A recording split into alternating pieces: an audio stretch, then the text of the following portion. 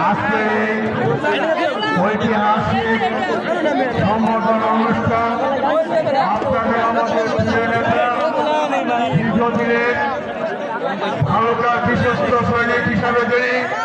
আমাদের পাশে থেকে কাজ করে আসছেন সেই নেতা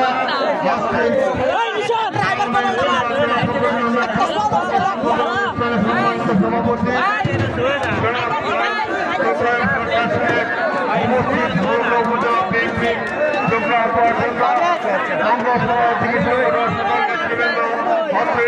আজকে যারা আয়োজন করেছেন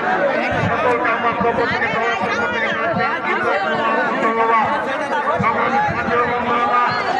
আজকে আমরা যে বিশাল আয়োজনের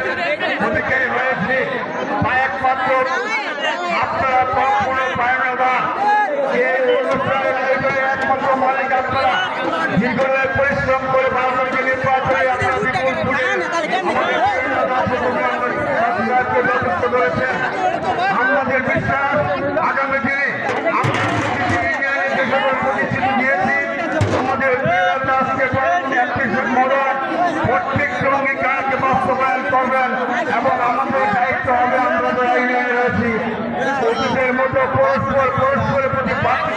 ব্যবহার করে আমরা